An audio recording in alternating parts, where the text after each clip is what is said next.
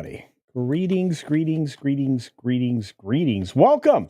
We have a very special guest today, somebody who I've got to hang out with before on other streams, but never on my own channel. A man of wealth and taste, or at least good taste in comic books. He's funny. He is off the cuff, brilliant, incredible writer of books and contributor to anything that you enjoy in comics. Most likely, something cool you saw this man was involved in. Mike Barron is a one of a kind, and I can't say enough nice things about him in order to make him very uncomfortable when we bring him on, because that's the goal here is to put people in uncomfortable positions, and I'm not talking Kama Sutra.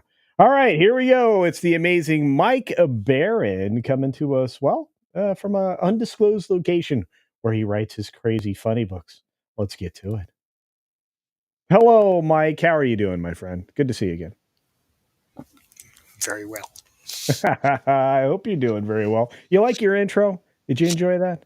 It was very flattering. Oh, okay. Well, speaking of flattering, you have a new comic book project that's getting ready to close out soon, I think, or you're burning through it anyway. We got about 2 weeks left. Oof. All right. So we need to stomp on this and make the most of it that we can. Right now, I think you're involved in a campaign through through Indiegogo, and if you don't mind, I'm going to bring this up for you, Please. and we can certainly talk about it. It's going to get in our way, but I think that'll be a okay. Um, yeah, let's do that right now in as inconvenient a location as we possibly can. Um, let me find it. Let me find it. I see you. I see you. I do not see it. I see it. Oh, you do. Where's it Yeah. at? It's down below next to our little. Oh, so I need to add it to our little chat. Let's do that. Let's do that. This is going to cover us up, but I think we'll be okay. Will it? Um, yeah.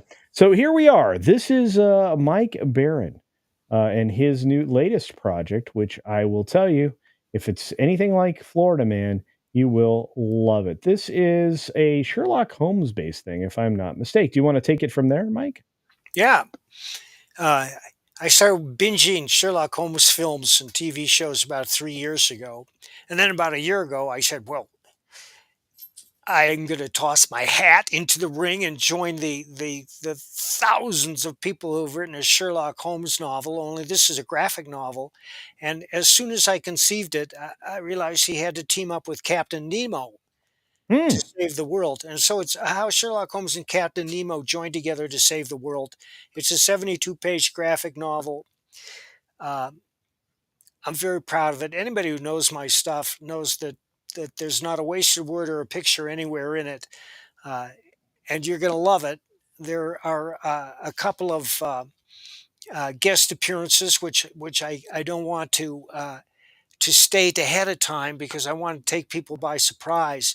But it's no secret that uh, that it co-stars Captain Nemo, and Irene Adler also plays a significant part. And anybody Oh who's a wow. Sherlock Holmes fan knows that Irene Adler is the only woman who really got to Holmes. And he always referred to her as that woman. Uh, People say, "What was this like to write?" And if you're steeped in Holmes like I am, you have that voice down pat, that Victorian voice that's mostly John Watson uh, recording Holmes' exploits, but it permeates the speaking voice of everybody in the book. And anybody who's appeared in a Conan Doyle novel or story, and anybody who's written about Sherlock Holmes, you all have to master that Victorian speaking style, which is kind of wordy and grandiloquent and not very direct. It's not blunt because it would be rude to be blunt. You'll never hear a four-letter word in a Sherlock Holmes story. Um, and when they refer to things, they do so obliquely. And that's one of the aspects of Victorian language. Uh, which is they avoid specifics, they avoid harsh reality if they can. They use euphemisms a lot, and everyone is very conscious of their class status. And that's the way it's written. So, and if you're familiar with Holmes, you know what I'm talking about. Is Dr. Watson, would you be so kind as to hand me that cup on on the settee next to you? It's nothing like he would. Holmes would rather die than say, "Give me the cup." Oh yeah. And Yeah. No, it's very it's very stilted dialogue. It's very formalized. So yeah. but you can have fun with it. I think I did have some fun with it. When you read it, you'll see what I mean. Uh, but it's a voice that all Holmes aficionados know, and I think that once you're a lifelong fan, that you can speak it and you can write it.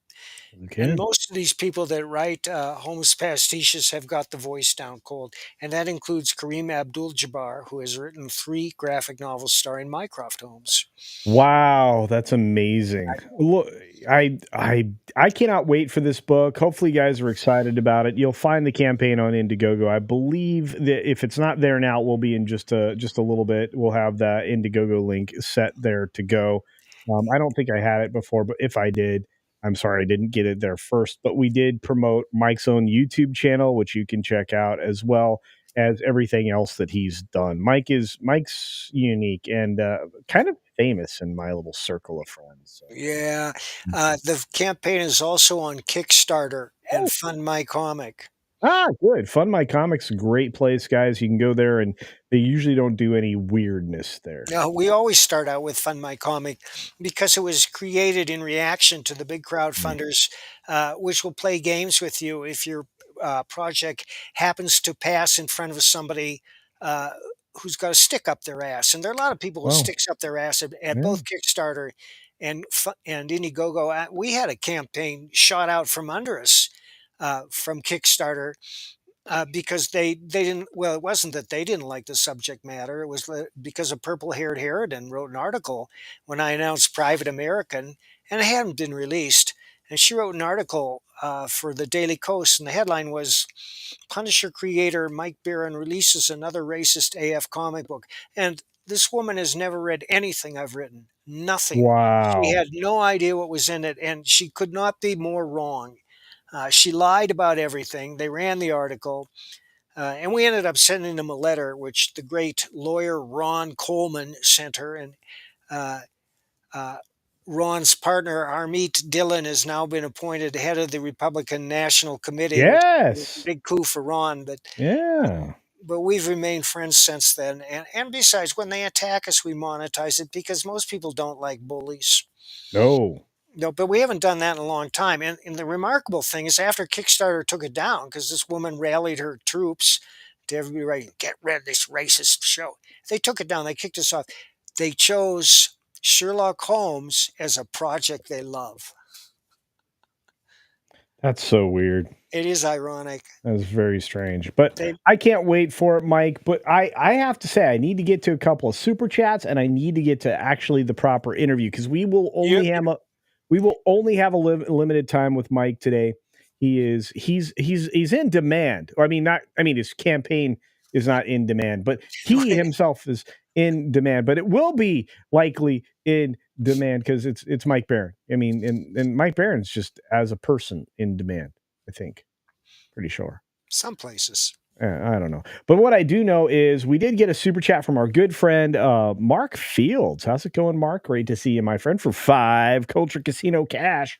Says, my big brother introduced me to the comic book character Nexus by Mike Barron in the 1980s.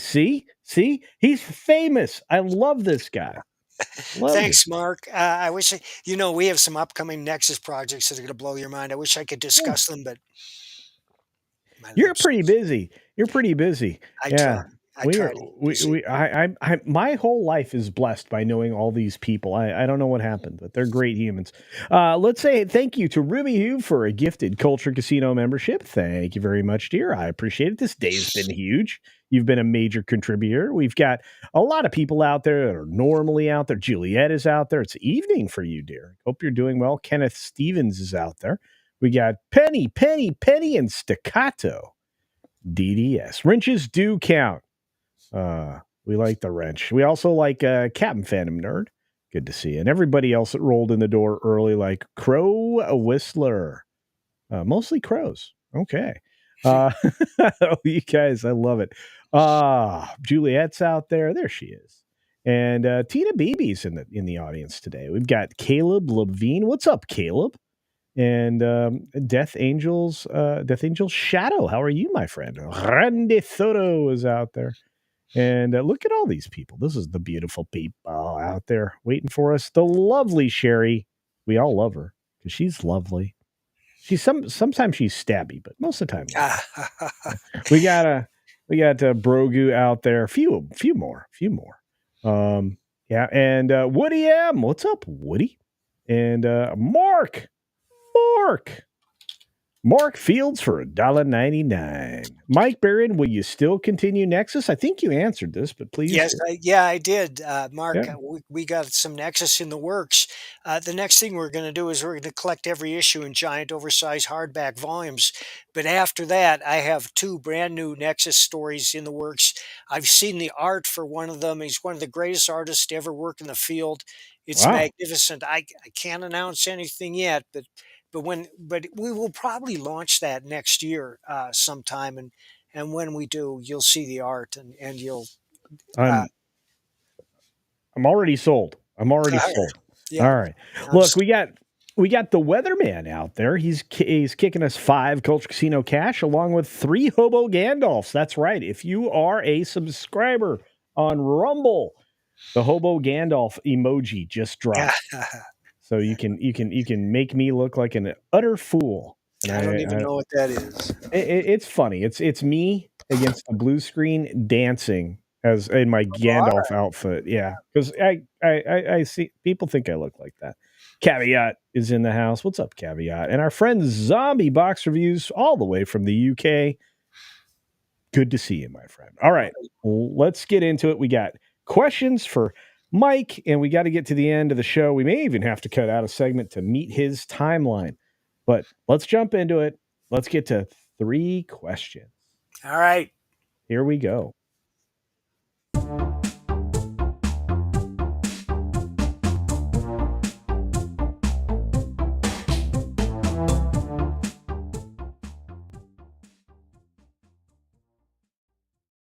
Back. Good to see you all. Thanks for sticking with us.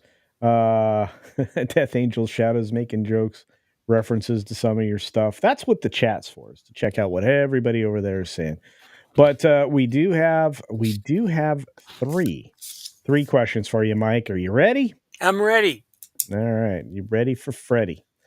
All right. So first up, this one's easy mode. And I give everybody these questions. The first 3 questions are always the same the first time you visit. So you're all set already. So Mike, let me ask you, what is your favorite television show of all time? Now, like me, you're an old timer, so you're going to have a bigger catalog than some of these young puppies out there. But what do you think? What's your favorite television show of all time?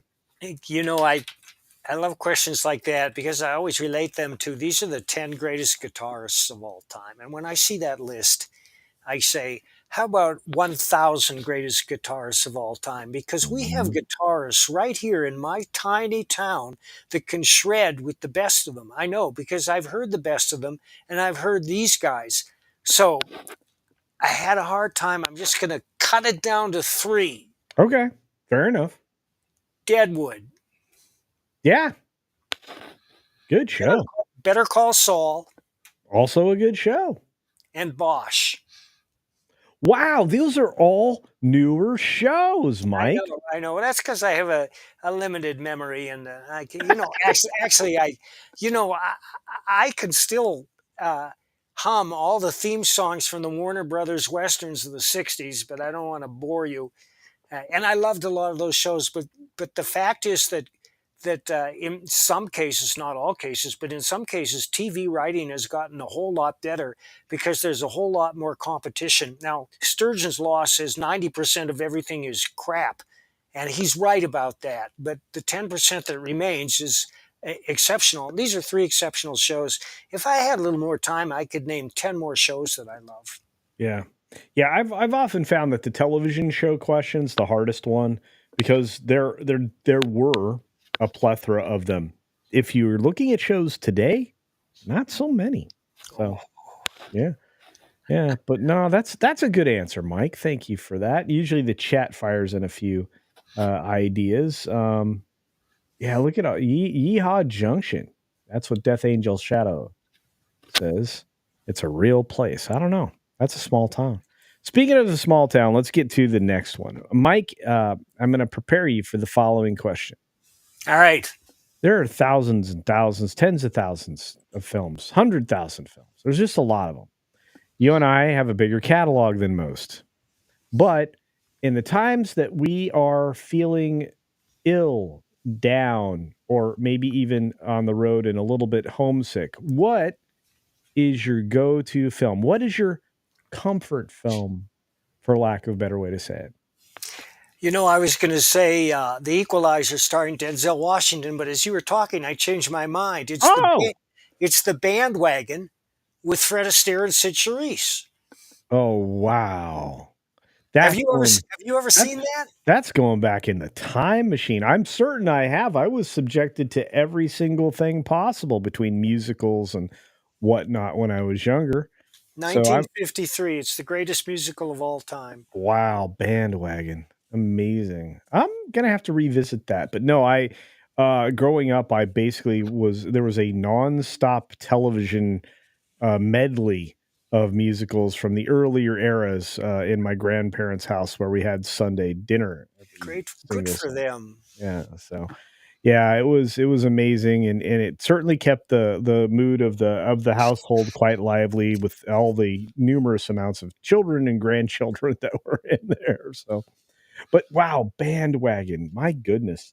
Um, so before that though, you went with Denzel. Which one? The first The Equalizer? first one or the third one, they're both brilliant. The third one's probably I saw that in theaters recently, less than a year ago, and it was one of the films I gave like unending praise for cinematography and story and everything else because we hadn't been getting anything like it for a long time. So, Yeah, they're yeah, exceptional. yeah, yeah, yeah. Greg C. Yes, it's today is on Fridays every Friday if I can muster it. I have an incredible guest on. Today is Mike Barron, the comic great, talking about, the things we normally talk about. Plus, he's got a great campaign, which we're going to promote again at the end of the show. Today, we're limited in time. Normally, we do 90 minutes. We only have an hour, so I have to be on my best behavior. We've got to get this segment wrapped up, and we got to get the next two done in a half an hour. So that way, we give him a 10-minute out so he can do his promotion because it's worth it. If you heard the intro, he's got good stuff going on. But all right, one last final question, my friends, and before I jump to it though, I think I just got a super chat I must address from Mr. Mark Fields, who asked the following question, I believe. Oh wait, he says a statement. Excuse me for two Culture Casino Cash. My brother Damyo once did a logo for Mike Barron. Mark, what was it? Can you recall?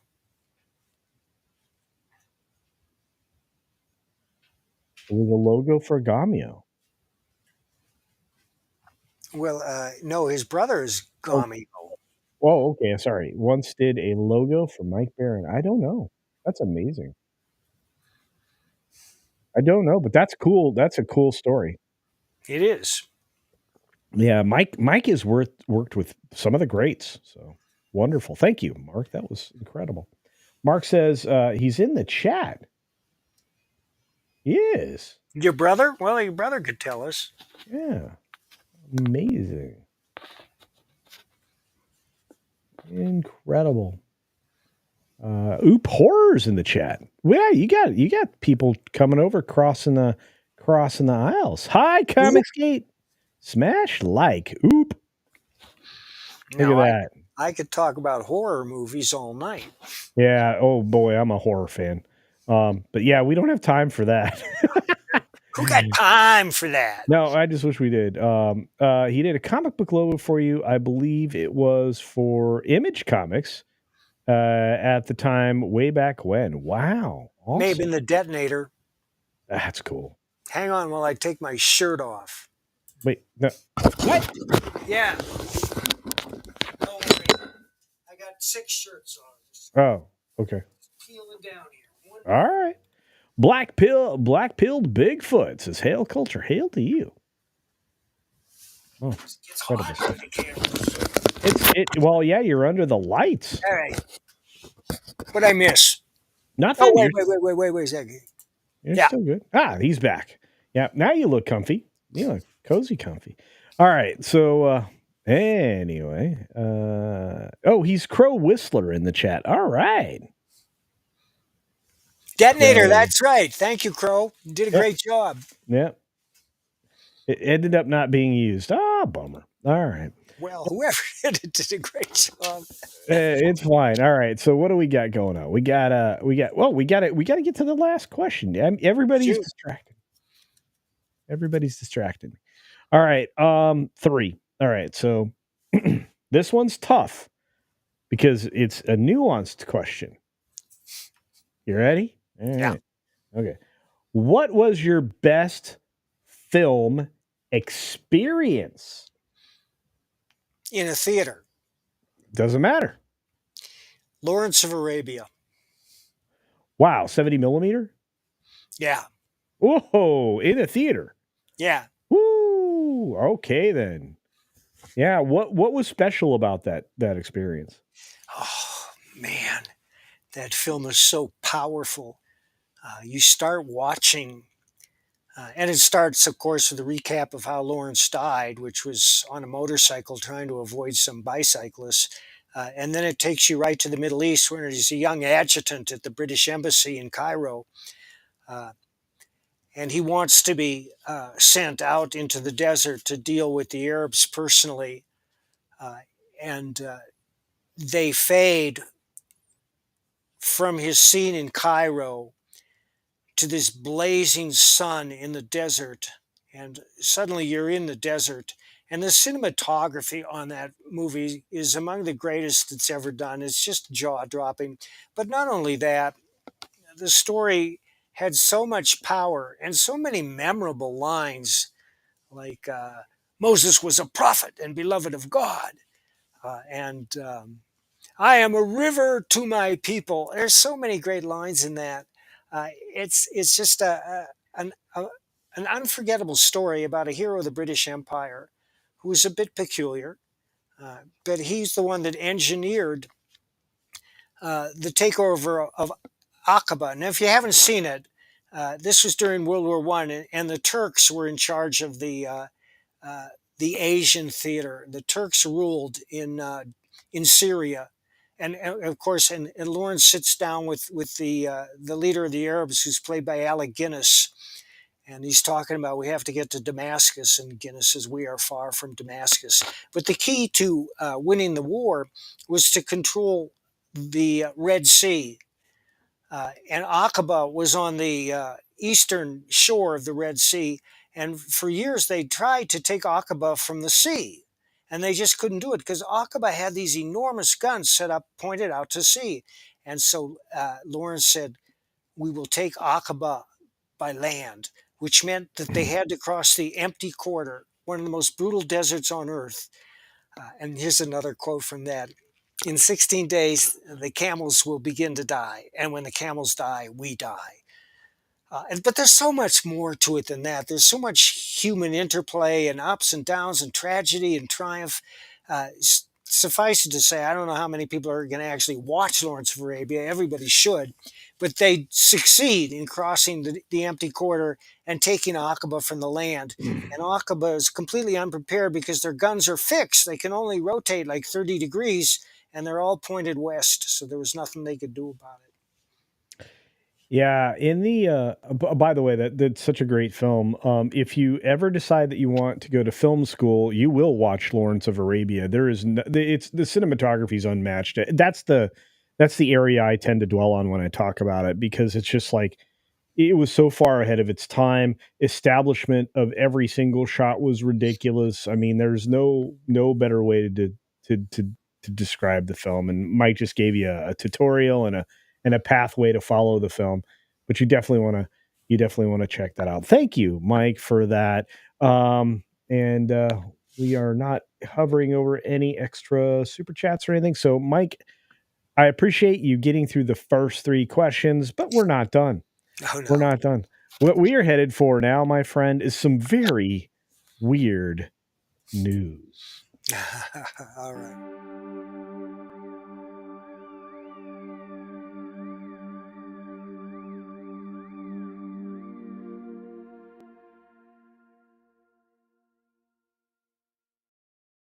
There better be Florida man in here. It kind of feels like Florida man in here, or maybe where you are. I'm actually kind of comfortable right now. Let's see. All right, so I can't share that one anymore. I've got to share this new one. We've got something for you, Mike. We got a good something for you. I think you'll like it. I do. Maybe. I don't know. But we often have weird stories. Weird stories are important to the show because everything in life is weird, and everything in my show is weird. So you're going to be subjected to some weird. Let me make sure I'm not exposing stuff. Hang on. I did. I did it wrong. Culture did it wrong. Culture has to fix it. But we have the first one. I think is absolutely and incredibly, completely ridiculous.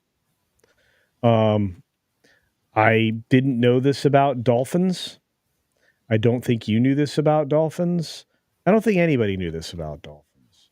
Um, but Mark Fields wants to say for $5, my brother and I would like to thank you and keep up awesome work, Baron. And culture, you be safe, and I wish you well, good sir. I appreciate you being here, Mark, and thanks for being here. And tell your brother he's awesome. Although, hi, uh, Mark's brother. I appreciate both of you being awesome. So Thank you, there's Mark. that. Yeah, you guys are incredible. All right, so let's get to it. You need to know this about everybody needs to know this about dolphins. Here we go.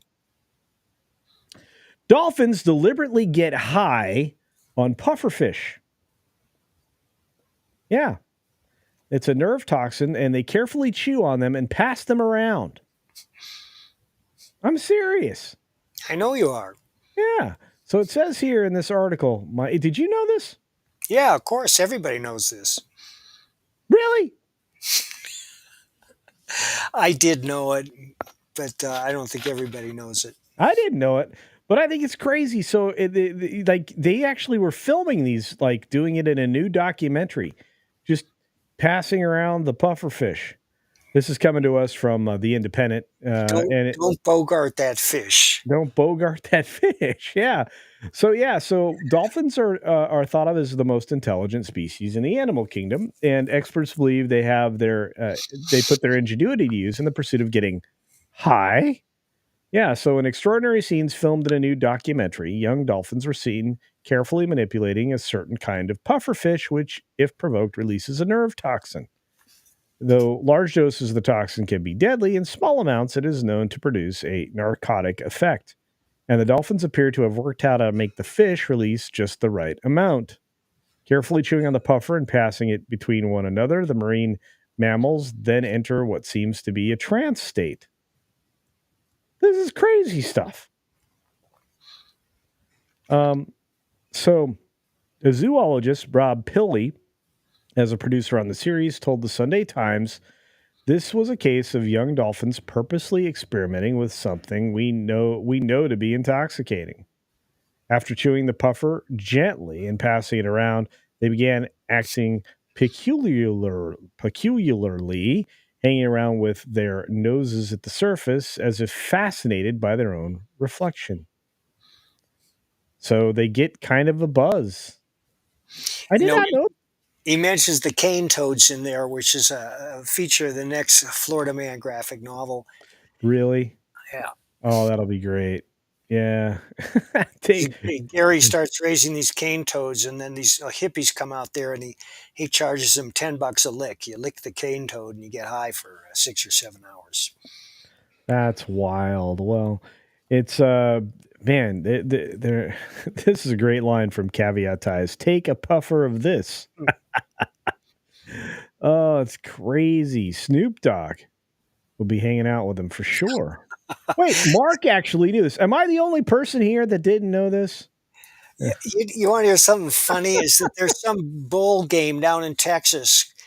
which is now called the Snoop Dogg Football Bowl Game. The Snoop Dogg Bowl Game. Really? Yeah, yeah. Let me look it up for you. Puffers are gangsta. Oh man, it's crazy stuff. Ben Hur is also a great classic. I saw that comment just a minute ago. Arizona Bowl. Snoop Dogg Arizona Bowl. Well, there you go. I think doesn't he own like a giant marijuana enterprise or something? I don't know. Didn't know either. It is presented by Gin and Juice. Okay, he must own that too. I don't know. Anyway, yeah, I thought the pufferfish thing was weird. Just It is weird. weird. Yeah.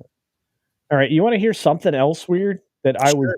this many years old, and I was this many years old before I knew this existed. Now, if you knew this one, Mike, you know, I don't know. I There's no, don't either. there's no way you can know this. Craig seems like huff and puffers. Yeah, they were literally. All right.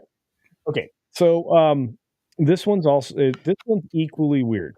So we're gonna talk. Oops, that's not what we wanted to do. Why is this not in the right spot? Um,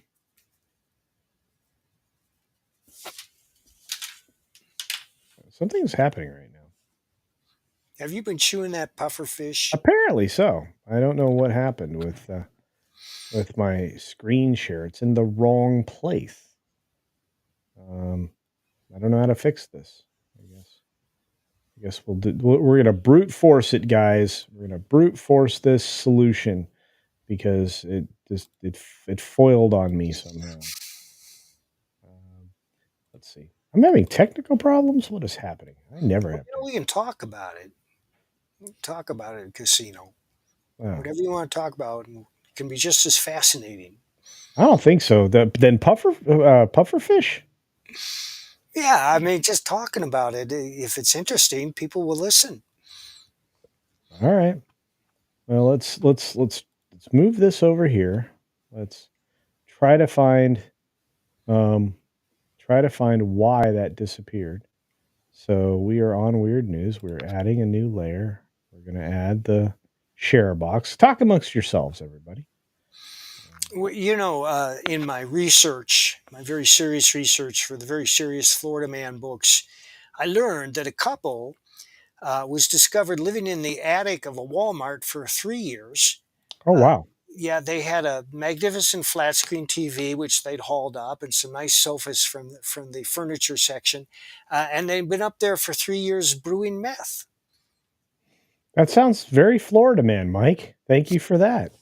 Okay, this is not Florida man, but this is interesting. I dare you to say it's not. Actually, you can say it's not. But I don't think you knew it.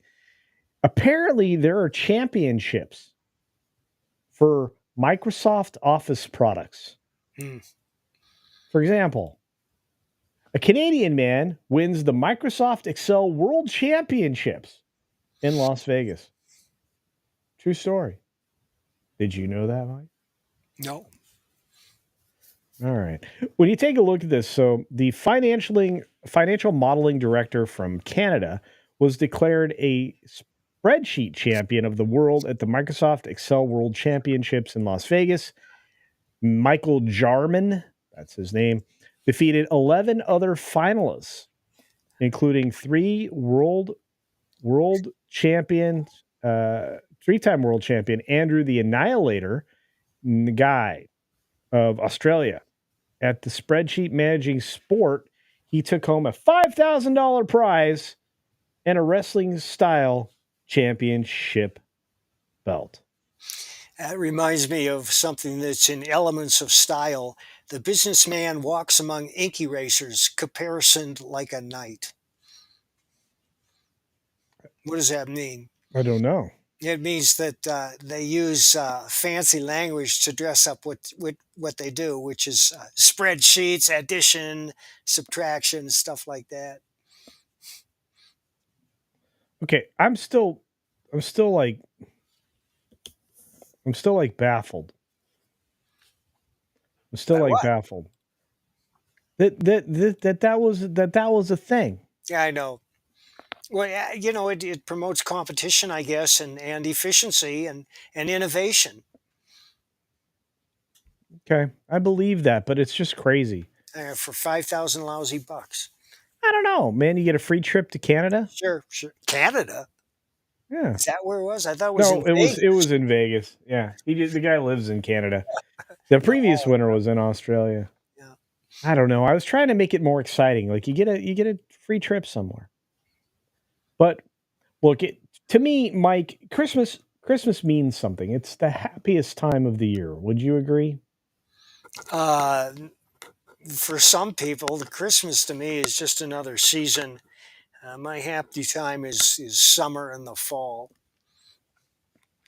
Yeah. Yeah. Would I would don't it? want to. I don't want to. I don't want to throw water on anybody who enjoys Christmas. More power to you. God bless you. We have a lot of fun at Christmas. There are parties we go to. It's just at my sister's house for Thanksgiving, and I'm sure we're going to do more. But the December 22nd is the shortest day of the year, uh, and I prefer longer days. I love it when we start to get into spring and summer, and those days stretch out, and there's more sunshine and more time to do Mm. stuff. Because I like to be outdoors. Well, I celebrate the reason for the season and all of the holidays around this time of year. I think it's a unique opportunity for people to look outside of themselves and give with both hands if they can. But that's just me and my religious upbringing, probably. But what I love most is going out when it's really cold at night and walking the neighborhood and looking at all the amazing Christmas lights. Where do you live? I'm in the desert Southwest, so it is lovely. I don't have to slip on ice or snow, fall down and break my neck.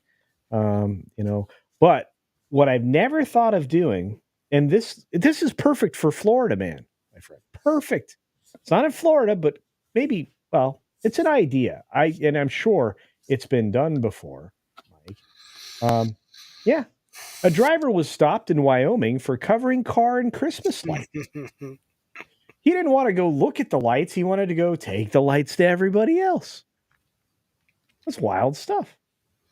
You ever seen that before? No, I've seen motorcycles with flashing neon lights and so forth, but they're not nearly as garish as that. Yeah, I mean that looks like a Mustang, right? That's a Mustang. Yeah, I don't know why they stopped him though. It's not exactly a safety hazard, except when I suppose it's well, you're attracting too much attention. People won't pay attention to their driving. I don't know about that. I don't know about that, but anyway, police in Wyoming are reminding residents to decorate their homes for Christmas instead of their vehicles after a driver was pulled over for their car illuminated by festive lights. Of course, the Highway Patrol shared a picture on social media of a Ford Mustang pulled over by a trooper who noticed the entire vehicle was decked out in colorful lights. How is that a problem? How's that a problem? I don't know about that. It was the color of the lights, red or blue light, visible from directly in front of the center thereof. I don't know about that. I mean, this looks like it's got a fair distribution. I'm scrolling. A Right. fair Nobody would distribution. I read. mistake that for a police car. No, they'd mistake it for a happy Christmas car. You know, festive. Anyway, so as the holiday season approaches, we'd like to remind you of a Wyoming statute. There's a statute? Says that no person shall drive or move any vehicle or equipment upon any highway with any lamp or device thereon capable of displaying a red or blue. You were right. There were jerk faces about red and blue. That's because I just read it here on your thing there. Oh, well, you cheated. Mike, you have to say that's taking it too far, I would say, don't you think? It seems petty to me, but I understand they have their reasons. Yeah. Well, so does Mike. Mike sent us $2. Mike Partka. Did I say that right? Partika? For $2 says $15 for Gooding script. Uh, Even it's word for word same. Mike, it's just something I wrote on my computer, and if you have the comic, you've seen the script. Really? Yeah. Huh. Ah, this is one of your hardcore fans. Fantastic. All right, my friend. We're halfway through stuff. We got 11 minutes to get through, so I can give you so we can do 8 minutes. So we can do 6 minutes of an outro showing off your amazing work, and we can do a 2-minute wrap up. Does that sound All fair? right. Yeah. All right. So we're gonna move on, folks. I'm sorry, and thank you, Mike, for your participation. Michael Krinsky's out there with a big heart. Thank you, my friend. Let's do this. Let's get to today's toppings. They're not pepperoni, but I'm having pepperoni tonight for dinner soon. All right, here we go.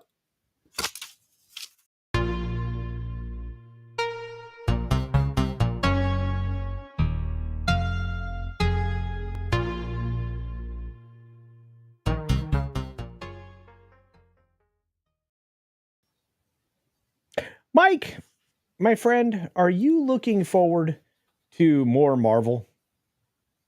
No. Are you sure? Yeah. Yeah, answer pretty quickly.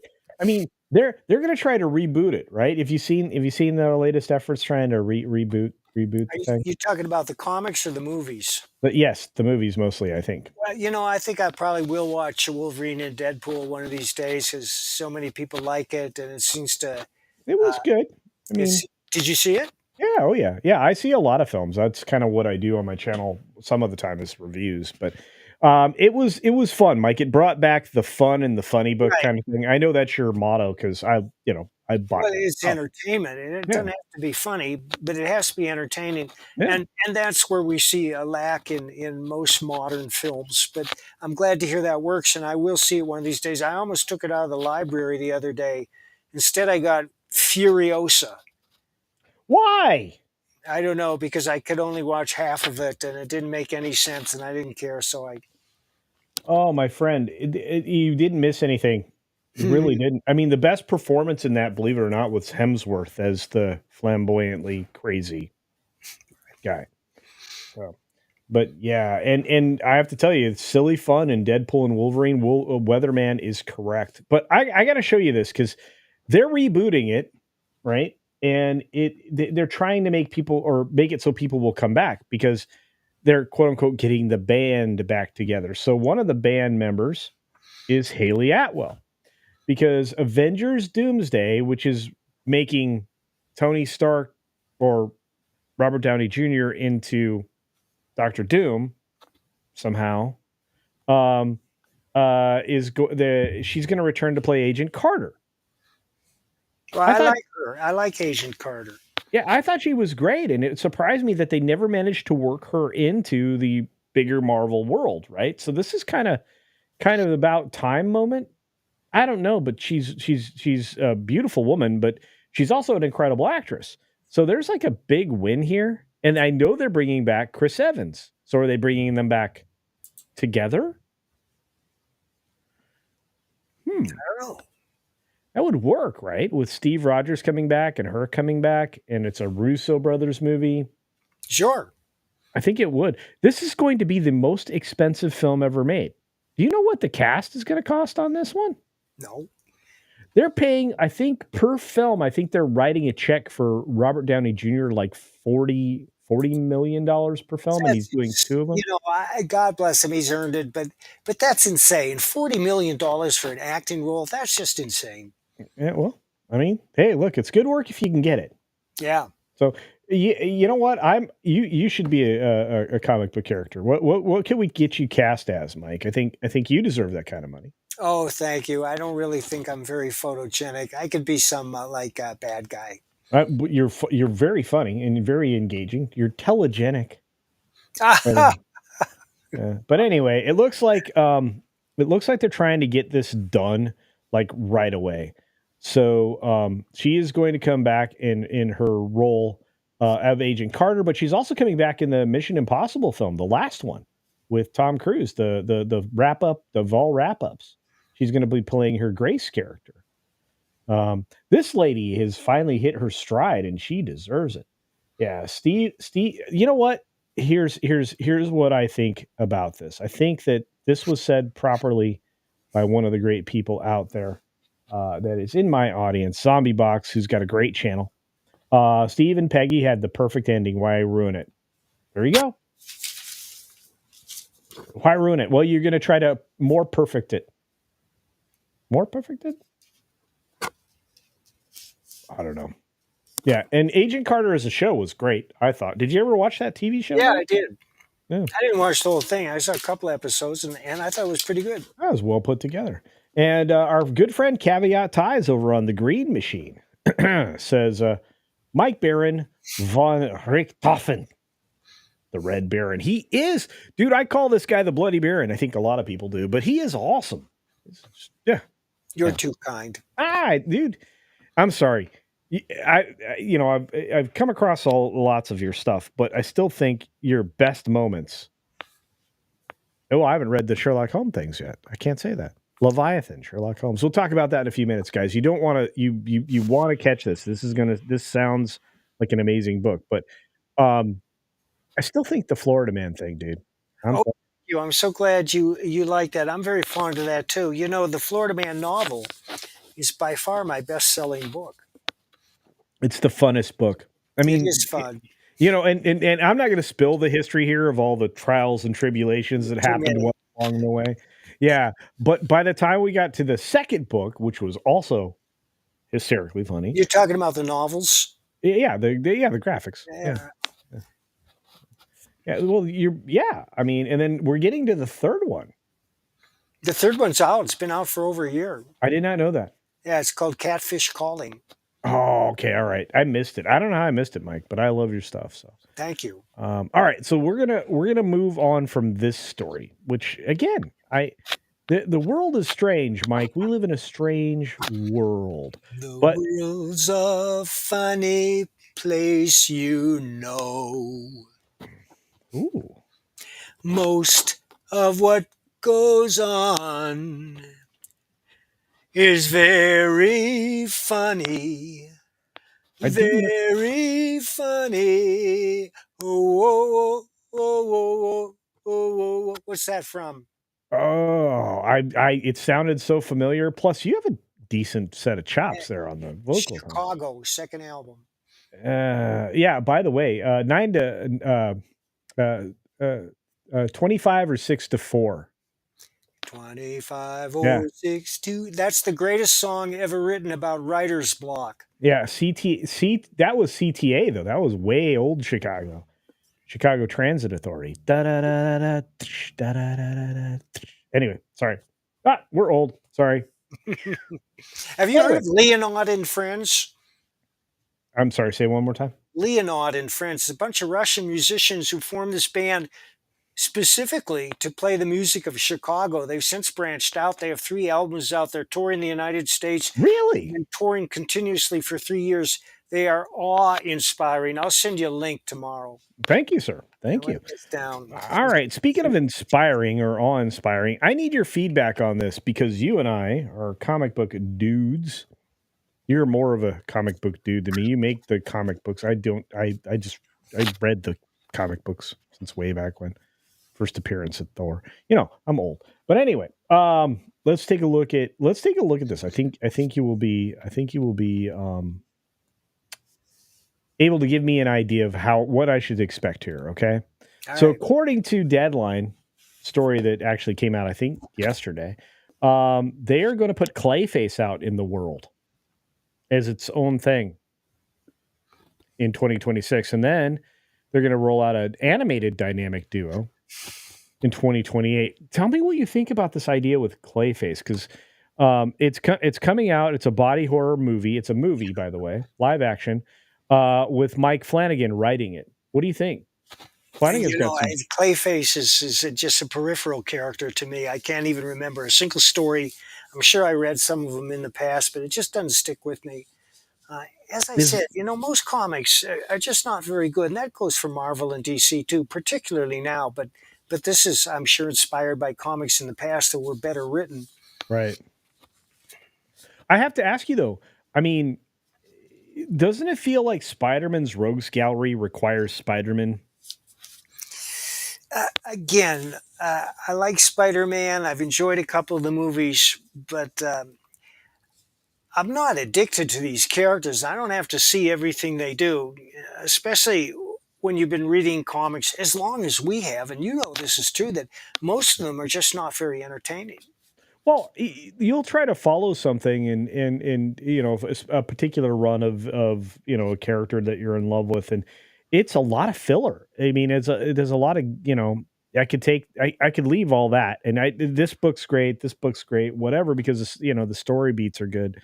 But no, I think you're right, and I mean, you have to go back to war comics. It felt like doesn't matter, but anyway, Well, war comics force the writer to be more serious, yeah. especially when you're dealing with real world events. You take it seriously. You want to be historically accurate. And of course, there are a lot of exceptions to it. But most war comics have to deal with what actually happened, what's real, what's possible in the here and now. But of course, you have haunted tanks and you have divine intervention and aliens from time to time. But most war comics are a lot more serious than most superhero comics. Yeah, that's actually true. And again, I got hooked on a lot of that, but again, that's also because my stepdad threw those at me almost immediately. I was, here, read this. Okay, I will. Okay, I will. Dang.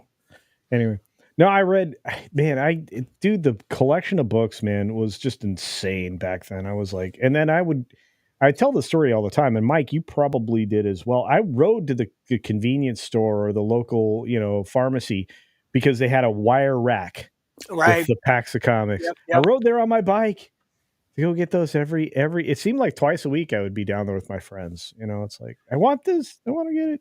He didn't half of the time, he didn't know what you're getting. You got to see what was on two sides, no idea what was in the middle. Probably some stupid Disney comic. But anyway, sorry. I, I, see, this is the problem with the shows. Then I start talking about the goofy crap I did as a kid. But anyway, so I didn't know if you would have a feeling about this one way or another. Do you think that some of these rogues gallery characters are worthy of origin It stories all or things depends like on the writing. The writing is the key to everything. If you get a good writer who knows how to tell an interesting story, of course they are. But that? Okay. how often does that happen? It happens one time out of 10. Yeah. That's actually true. I mean, so this is going to have Matt Reeves involved in it, so it's not going to be James Gunn. That's a win, I think, because we don't know what Gunn's going to do with Superman. Do you have any thoughts on that Superman thing? No, I Oh very, no, I, Mike, what? we have to cut out. We got to promote your book. That's right. I guys, we're gonna let Mike plug himself. He deserves it. This is he and I could talk forever, obviously, but this man, this man deserves the opportunity to plug his amazing Well, book. thank you, sir. You're too kind. Yeah. Just play the video. I think the video speaks for All itself. right. Well, you're gonna have to speak for it. I'm gonna put you up here, and then we're gonna play the video. Let's All go. right.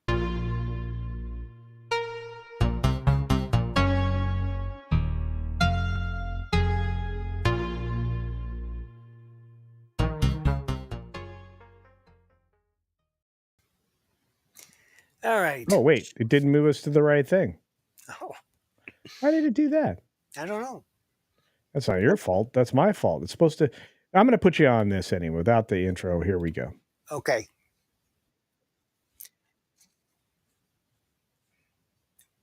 Oh, I got to talk. Well, as I said, I explained how the Sherlock Holmes story came to mind, and then I wrote it. It's 72 pages long. One of the interesting things about it is Richard Bonk is the artist. He's fast and good, which puts him in the 1% of all comic book artists. He's both fast and good. And what we didn't know was that Richard had been waiting his whole life to draw steampunk. He didn't even know it until he got the script. And he just exploded on this book. And you'll see what I mean. There are glimpses of it in the trailer, but the whole book is magnificent. As I said, it's 72 pages long, and there's not a wasted word or a picture in it. It covers so much territory, both literally and figuratively, uh, because they more or less circumnavigate the globe.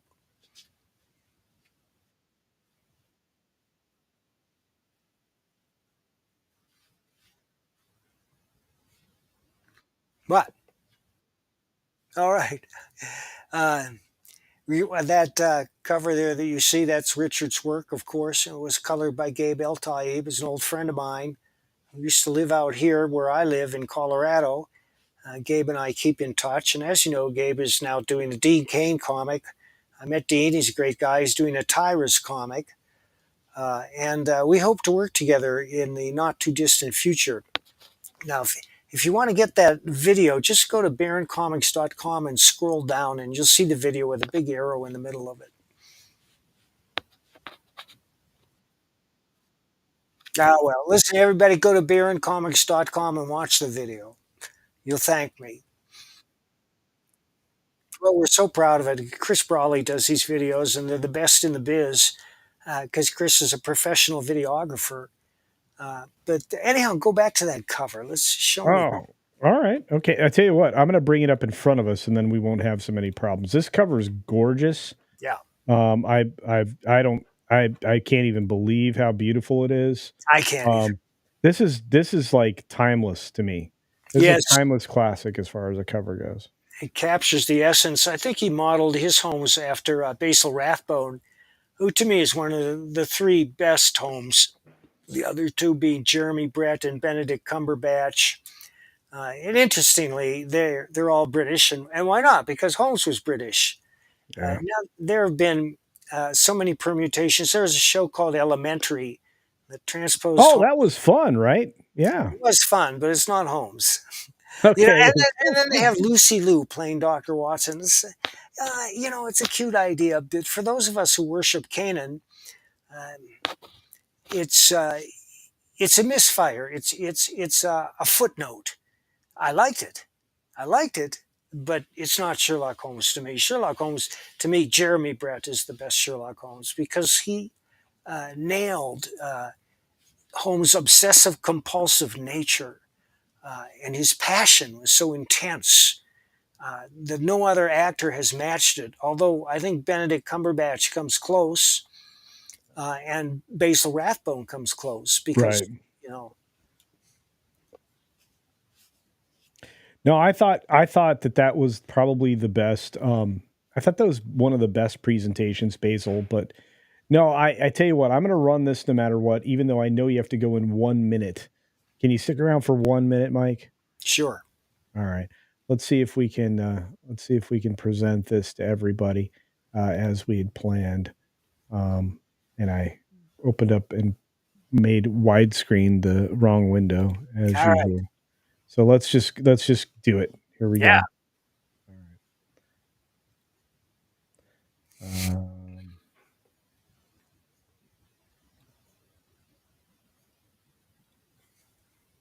Okay, that wasn't it. I did the wrong window. Mike, I'm so sorry.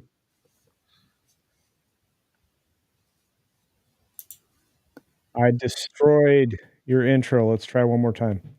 It was not playing. Let me see if I can try one more time. All right. Here we go. There it is.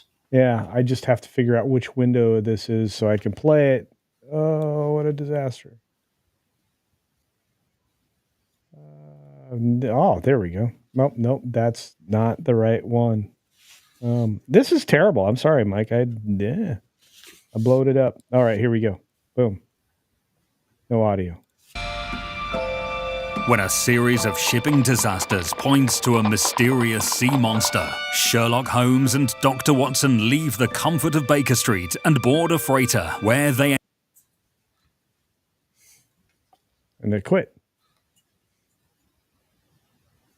encounter unexpected betrayal and come face to face with the enigmatic Captain